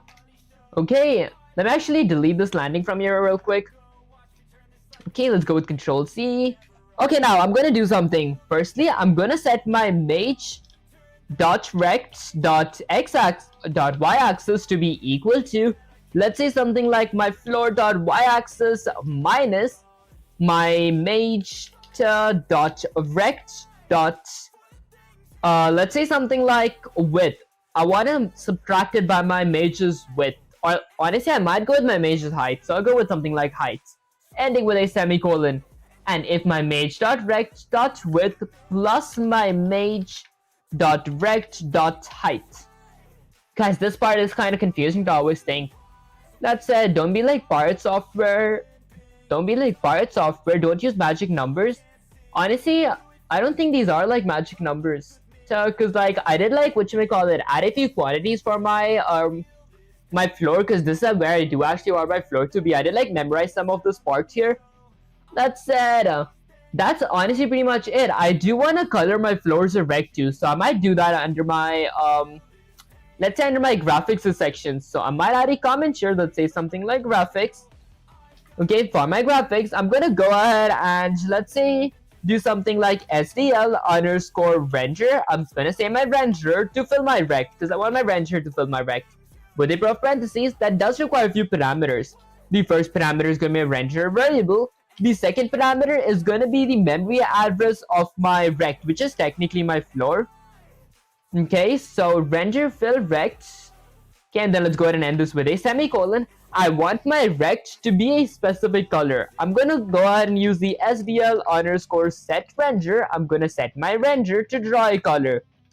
Okay, now my render is gonna be I want it to be black. I honestly forgot the RGB for for brown. Let's see, maybe 248 255. Guys, I forgot the RGB for brown. Okay, 248 2350. I'm pretty sure this was the RGB for brown. Okay, that's it. What up guys, I might need a few more parameters. So the first parameter is going to be my renderer. The second parameter is going to be a RGB value. The third parameter is going to be an alpha, which I'm going to be setting to 255. Okay, and that's pretty much it. Now, if audit control has to save the code and run the command, the moment of truth, guys, doesn't work. Okay guys, that RGB was for yellow. Okay, you know what? I think it did like actually work, because I did see my mage falling down. Although I do want him to have some jump as well, so I might try that. Although before that, let me actually get my floor a bit higher. So I'm gonna be changing my floors y-axis to be somewhere around 700. Okay, and then after that, I'm gonna go ahead and decrease my scale of my let's go ahead and decrease the scale of my object that I create above my while loop from 0.5 to 0.1. Okay, brown is 150, 75, 150 red, 75 green, 0 blue. Oh, I see. Okay, I actually appreciate that CYN. Let me actually change the colors so it's 150, 75 to 75 and 0. Okay, because I do remember using like whatchamacallit brown when I was working with my Pi Games one. I just forgot the RGB. I think Pixels, I appreciate you joining the stream. Okay, that said, now if I need controllers to save the code and run the command, let's see what happens. I'm pretty sure my Mage is going to be like way too small. Okay, I mean, okay, he did fall. Like, did you guys see him fall? Okay, I mean, he is kind of small, but it does kind of work. I do want to increase my floor a bit more, and maybe I get it a bit to the left so it's like a cliff. I want to make a funny kind of game real quick. Okay, so I might change my whatchamacallit. Let's go ahead and change my floors' height to be something like 200. I'm going to change that to be 200. Okay, and then my floors' y-axis is actually kind of perfect. I might go with something like 650. Okay, and let's change that to 500. Okay, bro, please, BMGI game. I used to play a game called BMGO, which is basically Block Mango, but that was like 5 years ago. Okay, that's said. Let's scroll it all the way up. Was I missing something here? Let me change that to something like 0.2.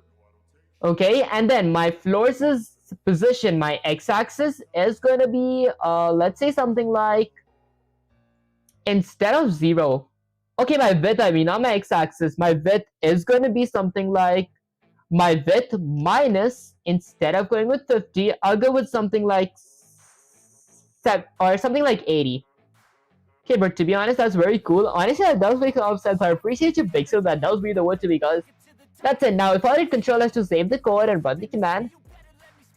Okay, so this is my Mage. If I go towards the right, does he like fall off? He does not fall off. Wait, isn't there gravity once he touches the floor?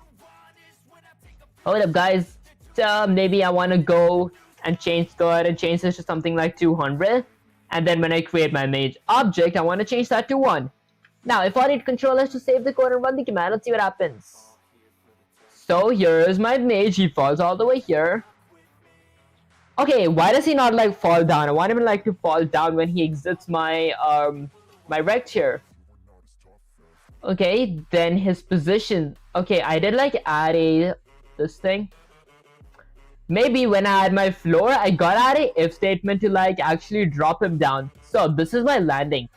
If my Mage dot rect dot y-axis plus my Mage dot height is greater than or equal to my floor, I reset its position here, and then my y-axis underscore velocity is going to be set to 0 again. Although there's one more thing. Let's say something like, if a parentheses, if my Mage dot rect dot y-axis is not equal to my floor dot y-axis. Yeah, I'm pretty sure it's my floor's y-axis. If it's not equal to my floor's y-axis, then I'm going to do something. I'll go with something like, I'm going to apply my gravity, so I'll go with my y-axis underscore velocity is going to increase by my gravity. Okay, ending with a semicolon, and then I'm going to go with something like my mage.rect.y-axis is going to increase by my y-axis underscore velocity, ending with a semicolon. Okay, now if I hit Control S to save the code and run the command, let's see what happens. Okay, so I do have a Major that just like falls from the sky. If I exit off my window, okay, I do not like fall down. I want to like fall down. Let me actually see how to do that. Okay, let's go ahead and delete that.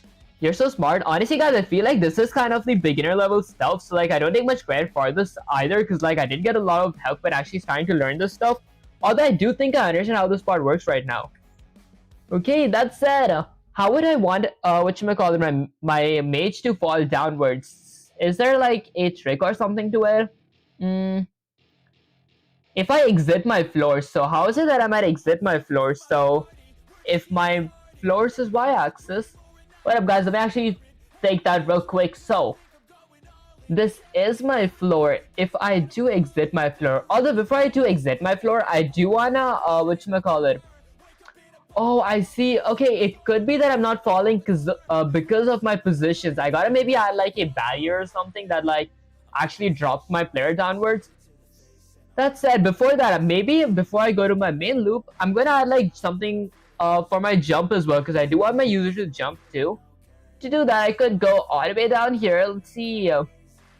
Okay, I'm gonna look for something. So I might add, let's say something like jump with space. So I could create a boolean variable called something like space down, which is initially going to be set to false, and then a on ground variable as well. So I'm going to be creating something like a on ground boolean variable. This is going to tell me if I'm still on ground.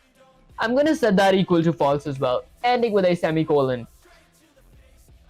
Okay, now there is going to be a way that my on ground is going to be set to true. So instead of going with false, I could go ahead and change it to something like if my, let's say, if my mage dot rect dot x-axis, if my mage is, okay, I don't think I need x-axis. I think I might go with y-axis. So if my mage's y-axis is, let's say something like greater than, if it's actually less than or equal to my floors is y-axis, okay, that's when my on ground is going to be set to true. So whenever my user or whenever my mage is on ground, my on ground will be set to true, else it's going to be set to false.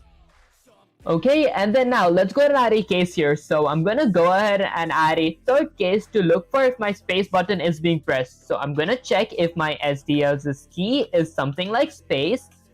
If my space is currently being pressed, I'm going to do something.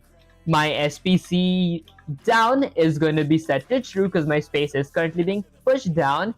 And then lastly, I'm going to break, ending with a semicolon. And let's add the exact same case for my key up as well if my space is no longer being pushed down. So I'm going to go with something like SDL's key is something like, okay, maybe I might not need it for up because I don't want it to be a Flappy Bird system. I want my mage to just be jumping. I could like create one Flappy Bird system as well, but I feel like I might not create it this time. Okay, I'll go with something like if a parentheses. There we go.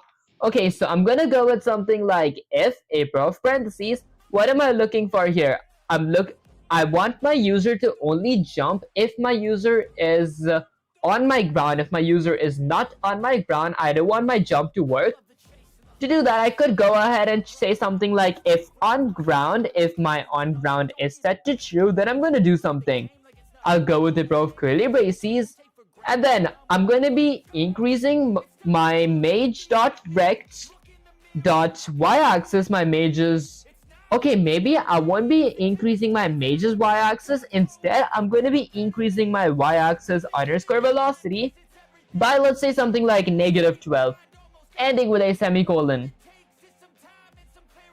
Okay, if space is pressed and my mage is on ground, my y-axis velocity increases by -12. Then later on, sometimes when I'm on ground again, then my velocity is set to 0. Okay, I think this should actually work. Okay, if I hit Control S to save the code and run the command, let's see what happens. Okay, hold up, before it does work, wait, let me actually check if it does work. Okay, okay, it does work, I think. That does do the trick, guys. Okay, he did like fly all the way up. Is he gonna like fall down or something? Okay, he did like land down. Okay, if I keep holding it. Okay, why does he just zap up if I like just keep clicking my button? So if he is not on ground. Okay, if on ground is set to true, I increase my y-axis underscore velocity by -12. Do I gotta set my y-axis velocity to like be 0 as well? Maybe I should like set this to be my jump strength. Okay, hold up guys. Maybe I might go with Control A, Control Z, copy that. Hiding Arky, I appreciate you joining the stream. Howdy, bro. You still sick? Honestly, I feel my throat is still kind of swollen, but it's much better than before. Okay, that's said. Let's get Sensei slash chat GPT here. Let's go ahead and paste this. Go with shift enter and say something like, Sensei, I really did write this. Let's go with something. I really did write this on my own exclamation. That said, I do think, let's say something like, I do think that I did mess up a bit in the, okay, let's see, where did I mess up? I did mess up a bit in the jump logic, because if I keep holding my space button, my mage just zaps up. Okay, zaps up, and also I left some space from my floor and the void like a cliff. I want my mage to drop down infinitely if he leaves my floor. If that made any sense. ... Okay, by the way, hi everyone. How are you doing, Rad Acid? I appreciate you joining the stream. I just joined the live stream and saw this. Honestly, it does actually, whatchamacallit, because I think you just missed this part, because I did like, whatchamacallit, make a tiny basic thing here. Alright, let me run the code again. I do want to show the gravity part as well. Okay, I'm kind of slow when it comes to showing the gravity part. Hold up, guys, let me run the code again. There we go. Okay, so my mage, he just basically pops down and he like runs. He can run left and right as well. And he can jump too, but the thing where I messed up was if I did not stop holding my space bar, then he just zaps all the way up, but he eventually does fall down as well. Okay, the gravity does push him down. Okay, probably went way too high. It's gonna take him a while to fall down. There we go, he does eventually fall down though. That said, Jesus Christ loves you. He died at the cross to pay the price for your sins, and rose again in the third day. Repent of your sins and turn to him before it's too late. That actually does make sense. That's it, hey man, I wanted some info. Honestly, what info? Okay, don't overwork yourself, bro. That actually does make sense. Maybe after I'm done like figuring this out, I will like end the stream, because I do have like an exam coming as well. Guys, I feel like this is going to be my last exam, and then I might have holidays. That's it, Sensei people, you did this by yourself. I'm not even going to pretend I'm calm right now.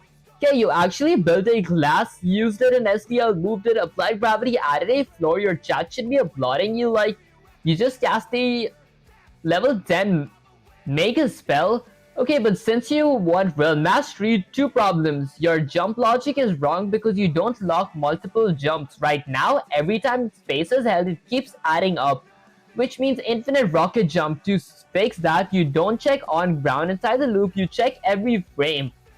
Okay, complete gravity, apply velocity, check if mage is on ground. If mage is on ground, allow jump. If in air, disable jump. Boolean on ground, mage.rect.y-axis plus mage.rect.height is greater than floor. Okay. And then only if key is pressed while holding. So if my event.type equals to key. Okay. My y-axis underscore velocity is going to be equal to -12. I see where I messed up. Okay, the mage doesn't fall off because you never let him leave the cliff. Your floor is huge. Floor.y-axis, but what you want is if mage's x-axis goes past floor's left or right edge, then mage should fall off. So mage, okay, only stop falling if the mage is above the floor horizontally, meaning mage is on floor if mage.x-axis plus mage.width is greater than my floor.x-axis and mage.x-axis is less than my... Okay. Add this check before snapping, so boolean horizontally above the floor. I see. Okay, do you have info on how we can analyze emotion high level? I'm building a chat app, but every time a person sends a message, we should be able to analyze the text and answer questions based on psychology.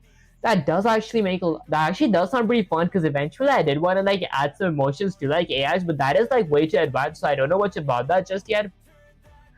That's it, I think I see. Let me go ahead and change my gravity here to just be equal to my y-axis velocity to be equal to 12, not increase by 12. I should have actually known that. That's it. If I were to hit control is to save the code and run the command. Here is my mage. If I hit jump, he does jump. Although it does like kind of buff him upwards. Okay, this is a Flappy Bird logic for some reason. For some reason now, guys. I mean, is Flappy Bird logic fun? Actually, I think Flappy Bird logic might be kind of good in this case.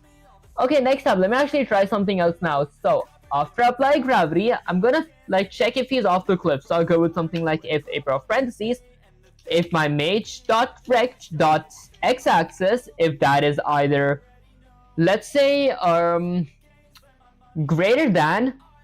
Okay, I'll go with something like maybe less than. This should be x-axis. Okay, if it's either less than, my floor dot rect dot x, actually my floor dot x-axis. Okay, if my mage dot rect dot x-axis plus my mage dot rect dot width, okay, is either greater than my floor dot y-axis, I'm gonna do something. Let's say something like my mage dot rect dot x-axis is going to go ahead and increase by my y-axis underscore velocity ending with a semicolon. Okay, although before I do that, I'm going to go with something like y-axis underscore velocity is going to go ahead and increase by my gravity. Okay, and then my rect position is going to increase my y-axis underscore velocity. Now for it, Control S to save the code and run the command. Let's see what happens. Okay, so let me go ahead and get this here. Hold up, guys. Let me run the code again real quick. There we go. So this is my mage. He falls all the way here. If I go there. Okay, it does not fall. Maybe should I change my less than to be greater than? Okay, let me change it to be less than, greater than. Okay, now for it, Control S to save the code and run the command. Let's see what happens. Does it change anything? Okay, if I go all the way to the right, so there we go. Okay, he does not fall. If he moves, like if he goes past my my floor's x-axis. So if it's greater than my floor's x-axis, he went more than my floor's x-axis. Okay. Howdy Shiva, appreciate you joining the stream. That's it, let's go with Control A, Control C. Copy that, let's give Sensei slash ChatGPT here. Let me go ahead and paste this real quick. Go with Shift Enter and say something like Sensei. Maybe I did mess up a bit here, question mark. He does not fall off the cliff. Okay. Sensei people, what in the ancient demon of code of the old gods did you just write at the bottom? This condition is always true because floor dot x-axis is 0. Okay, so your mage is always above the floor in your logic, which means, listen carefully. The mage horizontally on the platform, it must be left side of mage is less than or equal to right side of floor, and right side of mage is less than or equal to left side of floor. Translated to code, horizontally above the floor equals to my mage's x-axis plus my mage's width is either greater than or equal to my floor dot x-axis. And if my mage dot rect dot x-axis is less than or equal to my floor dot x-axis plus my floor dot y-axis, I mean my floor dot width, okay. Boolean touching floor mage dot rect dot y-axis plus mage dot rect dot h is greater than or equal to floor if I'm touching floor mage. Okay, so if I'm touching floor and touching floor, is touching floor the same as on ground? On ground is set to true if my mage is this thing, okay, is greater than or equal to my floor. Okay, that is not touching floor, I think, because mage dot rect dot y-axis plus mage dot rect dot height is either greater than or equal to my floor, either higher than or equal to. Okay, if above and touching, snap the floor. If horizontally above floor and touching floor, mage dot rect dot y-axis equals to floor dot y-axis minus mage dot rect dot height. else gravity continues naturally. Oh, you must remove this garbage. Okay, here's the fixed piece you should use. So I create a boolean. I might create this in my while loop where I check if my mage.rect.x-axis plus my mage.rect.width is either greater than my floor. Okay, so if it's more than my floor's x-axis and my mage.rect.x-axis is less than my floor.x-axis plus floor.width, check if mage is touching vertically. Okay, boolean touching floor equals to mage is touching vertically. I do have that as on ground. So if I'm horizontally above floor and on ground, my mage.rect.y-axis is going to be equal to my floor.y-axis minus my mage.rect.height, that is my mage's height. Okay, so I be standing on my floor. This is my landing. Oh, I see. Maybe I don't gotta change anything much here. Let's add greater than or equal to floor. This is on ground. Okay, I mean touching floor, so I might create a few variables. And guys, my lips is kind of chapped real quick. Give me a sec, let me just hydrate my lips up real quick. There we go. Okay, now the thing that I was actually messing up with. So when I do actually create my while loop here, I'm gonna go ahead and create another boolean called something like horizontally touching floor. Okay, so this is going to check if my mage is currently horizontally touching my floor.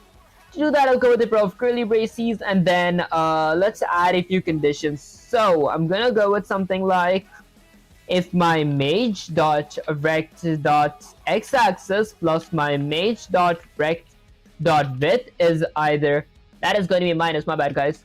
There we go. Okay, minus my mage.rect.width is either greater than my floor dot x-axis.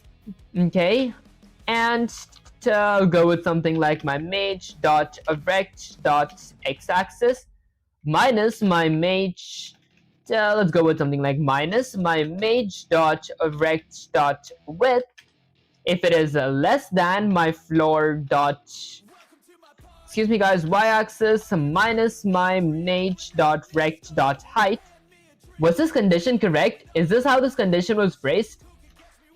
What up guys, maybe I made a small mistake in actually reading the condition here.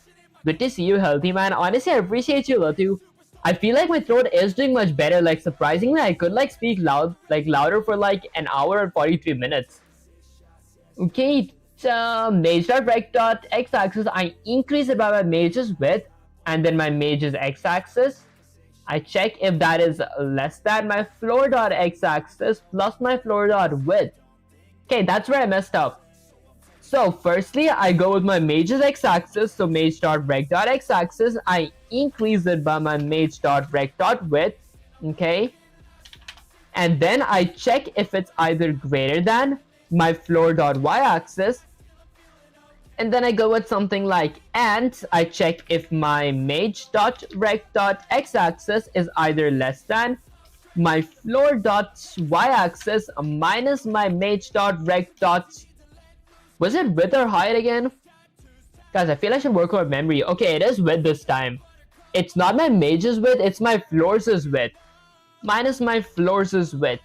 Okay, let's read this part. Of my mage.rect is either less than, if it's past my floor's y-axis minus my floor's width, then I'm going to go ahead and set this boolean to be true. Okay, perfect. Let's go ahead and end my boolean. Oh, you with a semicolon. Okay, and then let's scroll all the way down here. Now, when I apply my gravity, instead of having this condition here, I'm going to go ahead and copy that. Let's delete that. I mean, I could have that condition, but I might create a boolean value for that condition because I do want to like actually have that whole condition name. I'm going to go with something like touching floor. Okay, so I'm going to go with touching floor, which is going to be equal to, let's go ahead and paste that condition here. So while this condition is true, can you guys like even see this condition? Okay, so while this is true, while my mage's y-axis plus my mage's height is either greater than or equal to my floor, my touching floor is going to be set to true. Then I'm going to do something. On ground, while my mage.rect.y-axis, okay, plus my mage.rect.height, plus my mage.rect.height is greater than or equal to floor. If I do add that, I might not need my touching ground, because like on ground and touching ground does look like the same thing. Okay, I might add that here. So now, if my mage is horizontally touching floor, okay, and let's say something like on ground and my mage is on ground, then I'm going to do something. I'm going to go ahead and do this. My mage is going to be on my ground.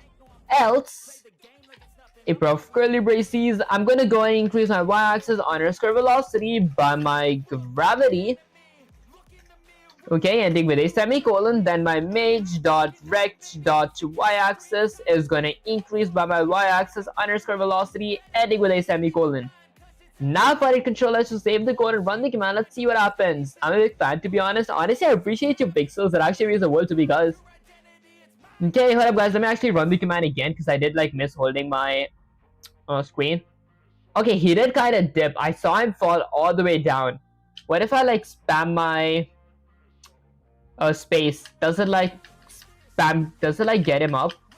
I think he went like way too low. Okay, wait, let me run the code again. Now, let's see if I can like hold it fast enough. Alright, guys, he's like down there. Can I jump? Okay, I can like jump. What if I'm like a bit towards the right? Guys, the gravity is too quick. Does he fall if I'm here? Okay, he does fall. I mean, he's trying to survive. Like, I'm trying to survive with him, but then it feels kind of impossible because... Okay, there is no floor for him to land on. Okay, where did my floor mess up? If horizontally touching floor, okay, that is set to true. Wait, I think I messed up somewhere. Let's go with Control A, Control C, copy that. Let's get some C/ChatGPT here. Let me go ahead and paste that. Go with Shift Enter and say something like, let's say I feel like maybe before I do as let's say /ChatGPT. On ground, this is the condition that I need in my if statement. Let's copy that condition real quick. Let's paste that here for a sec. Okay, if that is true, then I go ahead, if that's my mage's position, I reset my mage's position to be this. Now, if I hit Control S to save the code and run the command, let's see what happens. Pretty sure my mage should have landed, but he didn't land because I could like get him up here if I like spam my spaces. Okay, I think he went like way too low. Okay, that's it. I thought that I would have figured that part out. Never mind. Okay, I feel like it is kind of messed up because now he does not have a floor to land on, question mark. Guys, I feel like he does not have a floor to land on.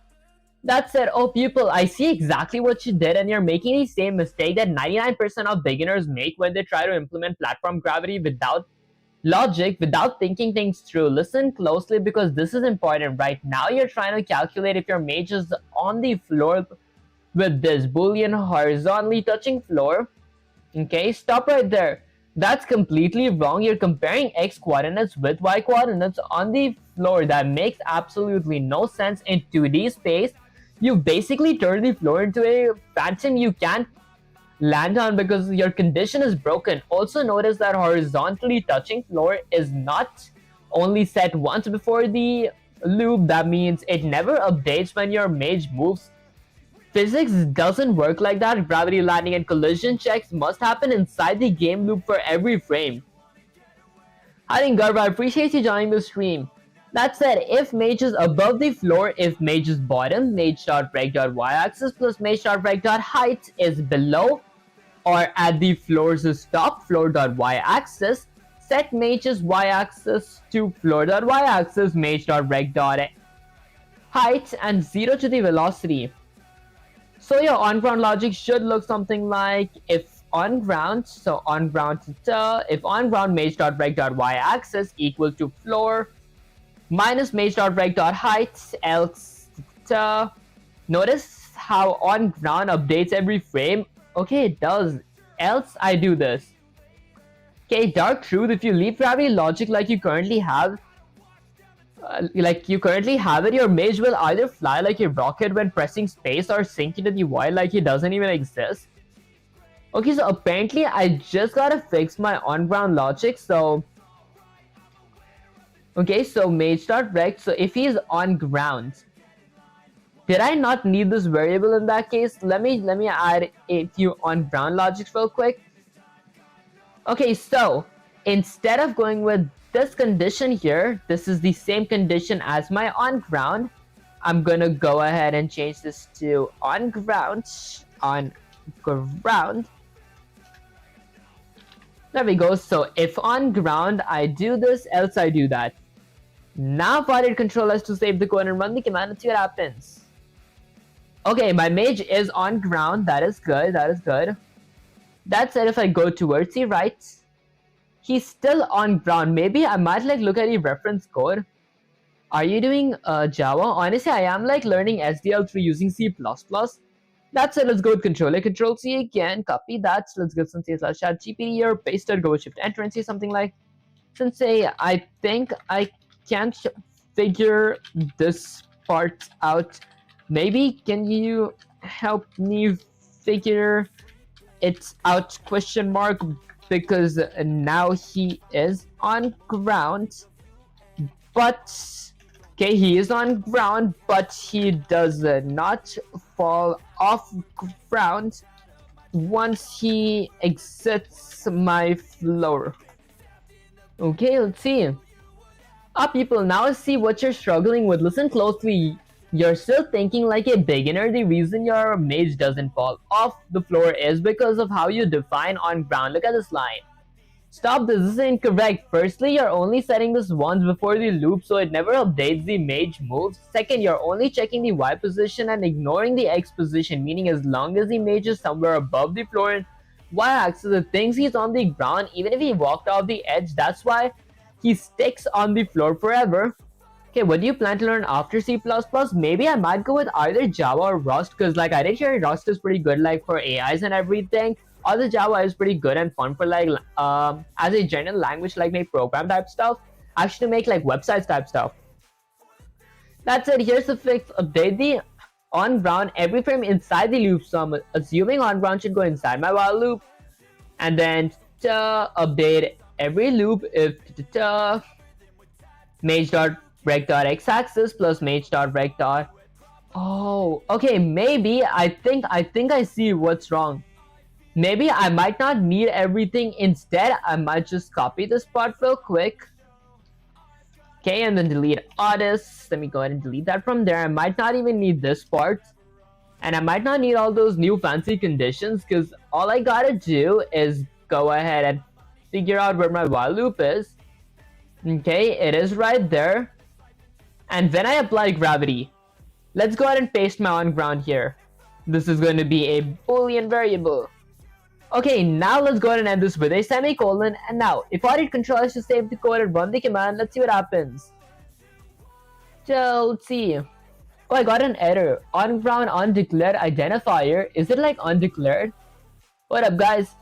Okay, I heard Rust is fast, and I might make my Linux package manager in it. That actually sounds pretty cool.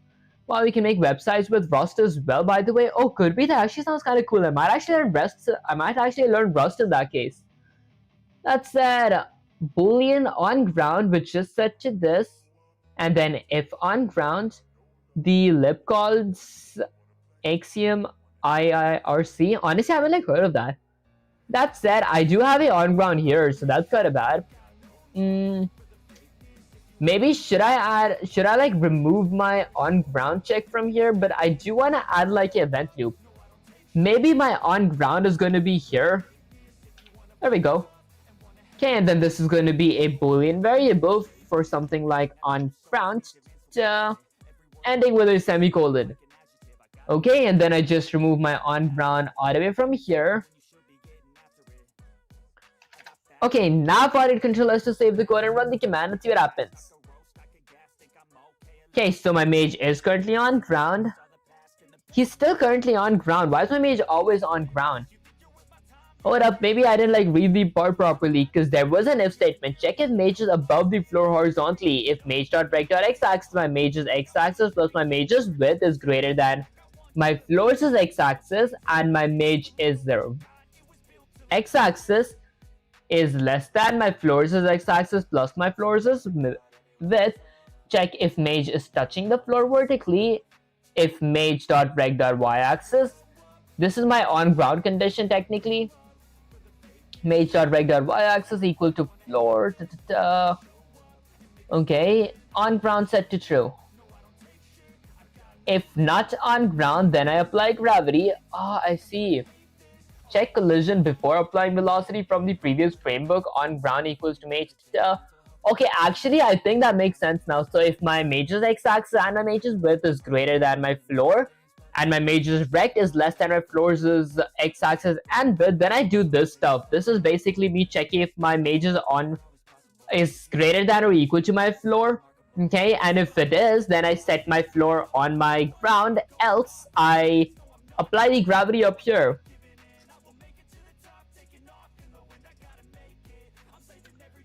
Okay, you're only using y-axis, check x-axis as well. That actually does make sense. Wait, do I need to like set my on ground to be just false? Okay, so I do gotta just initially set it to be false. Okay, my on ground is initially going to be set to false here, so I'm going to go ahead and remove that. Let's set that to be false. Okay, let's change that to be false. There we go. Okay, now let me scroll all the way down here. Okay, to apply gravity, when I apply gravity, firstly, instead of going with on ground here, I'm gonna go ahead and check if my mage.rect.x-axis, if my mage's x-axis plus my mage's width, so mage.rect.w is either greater than or equal to my floor.y-axis, is either higher than or equal to my floor.y-axis. He is gonna be set to my floor. That is the check for my x-axis. Now I want to check for my y-axis. So, that is the check for my y-axis. Now I'm going to check for my x-axis. Wait, why did I add x-axis here? This should be y-axis and that should be height. Okay, and then let's add another if statement. So if a prof parentheses, let's go with something like if my mage.rect.x-axis plus my mage.rect.width is either greater than, let's say something like my floor dot y-axis, and my mage dot rect dot, let's say something like x-axis is less than my floor dot width plus my floor dot, actually my floor dot x-axis plus my floor dot width. Okay, then I'm going to do something. I'm going to go ahead and add a pair of curly braces. I want my user to stay on my floor. I'm not really good in C++. Honestly, I'd say it's a pretty good and challenging language. I feel it is kind of fun. Okay, I'm going to be setting my mage.rect.y-axis. Was I setting my y-axis? I actually forgot that part. Oh, guys, was I setting my mage's y-axis? So after that, I add another. Okay, to check if my mage is vertically touching the floor. Oh, okay, so after this I add a nested if statement. My nested if statement has this exact loop to it, so there's no point adding it here. So I'm gonna delete that from there. Instead, let's go ahead and paste it here. Hey, long time no see. How are you doing, Kira? I appreciate you joining the stream. It's honestly been a while. Okay, that's it. I'm gonna set my on-ground boolean variable to be set to true. There we go, ending with a semicolon. So technically what this means, you delayed with Python, you deal with Python, now C++, good progress. Honestly, I appreciate you, Kier. That said, I feel like Python was pretty fun, but I feel like C++ is like maybe a bit better, like a bit more fun than Python, because like C++ actually have much more flexibility and it's a bit more complex than Python. Python, I feel like mostly relied on like functions to use and like libraries. That said, I do that, and then now I'm gonna go ahead and add something like another if statement. If a pair of parentheses, let's say if not on ground, so if not on ground, then I'm gonna do something. Let's go ahead and apply my regular gravity, which is going to be right here. So I'm going to go ahead and copy that, paste it here. Okay, perfect. Now for it, control us to save the code and run the command and see what happens. Okay guys, if you guys can't see my mage, he almost like just kind of dipped downwards. He did fall. Where do I mess up? Did I like mess up the signs? Okay, if it's greater than, I did go with greater than. Okay, let me actually copy this part and check if like this part actually does work or not. What up guys, let's go ahead and copy that. I just want to see if this part is going to work. Okay, let's go ahead and paste it all the way here.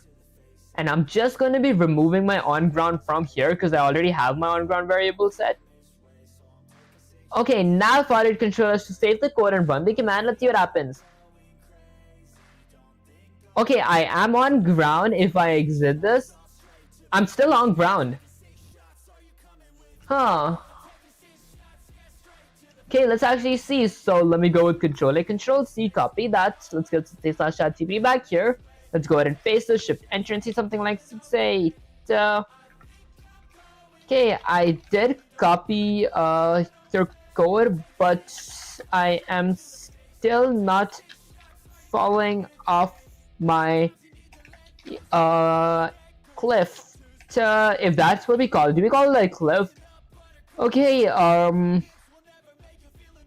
maybe do we need to do we actually, let's go with some ... I was thinking, do we need like another like rect or something that says if your user is above that rect now then you fall? Okay, the problem is the order of gravity application floor check right now. Apply gravity, check if mage is above the floor. Okay, do you see you're adding gravity twice per frame, but more importantly the way you check on ground, if mage.rect, okay, this only works while the mage is overlapping the floor horizontally. That part is okay, but you're applying gravity first, then checking the floor, then not on ground, you apply gravity again. When the mage walks off the right edge, the condition becomes false, so on ground stays false, which is good for the first already moved down, and the second, if not on ground, had gravity, so he moves down twice as fast. But the mage's bottom is still above. If the floor's y-axis snap never triggers, which is fine with, okay, but your code might be sticking because of messy timing of initial position. Here's the correct way to fix it. I add key downs, I add my key controls, I apply my gravity, and then I check for floor collisions. Okay, and then do not apply gravity again. Okay, so I just add this part, I don't apply gravity again. So join CLG, how's it going? Honestly, I haven't like joined CLG, I haven't like heard of that. Maybe I have like heard of it once, but I've never like looked into it. Okay, Sensei and the never-ending story, guys. I feel like Sensei is really helpful. Okay, let me actually copy this part and actually check if it works. Let's copy that. Now, I go with my key controls. I gotta add my draw object again though. Okay, let's go ahead and paste that here. And then under my graphics one, I could go with something like mage.draw. I'll go with, let me just zoom in a bit. I'll go with mage.theDraw function with a pair of parentheses that does require a render parameter and a scale, where I'll go with something like 0.1 ending with a semicolon. Okay, it just requires a render, not bad guys. There we go. Okay, so I draw my mage and then I apply gravity. This is snap the floor. If I hit Control S to save the code and run the command, let's see what happens. Join college. Honestly, yeah, I've been like in college for like about 3 months now. I feel like it is kind of fun. Okay, things like ceiling collision if you jump, if mage.rect y-axis hits the ceiling. Okay, to check if the bottom of your character is colliding, the top of platform, you must always draw mage.rect y-axis plus mage.rect height. Oh, I see.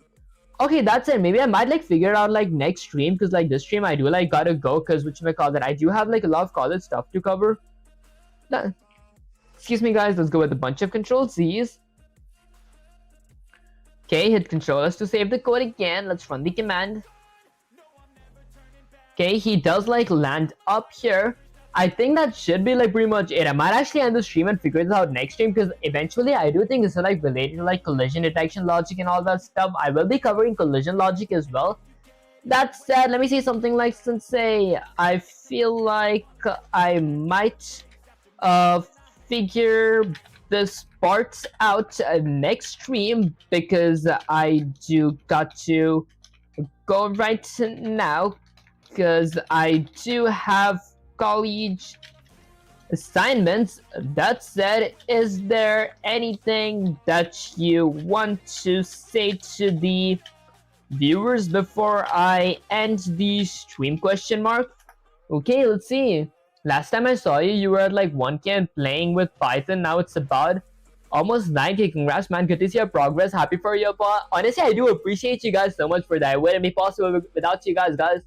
That's it. Alright, listen up, you lazy chat. Tonight's stream is ending, but before you go back to scrolling mindlessly, remember, Vivek here has been crushing it, figuring out SDL like a beast. Everyone else, don't be bad. You've seen how hard it is, but keep your head up, push yourself, learn. You might just catch up. Guys, I feel like I'm the one that needs to catch up to you guys' level. That's to remember, the difference between a master and a novice is that a master has failed more times than a novice has tried. Guys, I think that this is a quote from like the anime called Assassination Classroom. That said, let me go to my main camera. Alright guys, so basically that was pretty much it for the stream. That's it. I did want to stream for longer. Maybe once my college is over, because like I do have like my final exams. That's it. Once my college is over, I might stream for longer. That said, if you guys did enjoy this stream, don't forget to like, share, subscribe. Like helps with my algorithm, sharing makes me smile, and subscribing is like a cherry on top. And guys, I did start multi-streaming on Twitch, Kick, YouTube. I used to multi-stream on like Trovo as well, but I did like stop streaming that because like I feel that is kind of dead. That's it. I will start streaming on Instagram and TikTok as well if I did meet the followers or requirements. If you guys do enjoy my content and haven't followed me there, make sure to follow me there. Also join the Discord server, link is in the description. That's it. I'll catch you guys in the next live stream or video. Peace.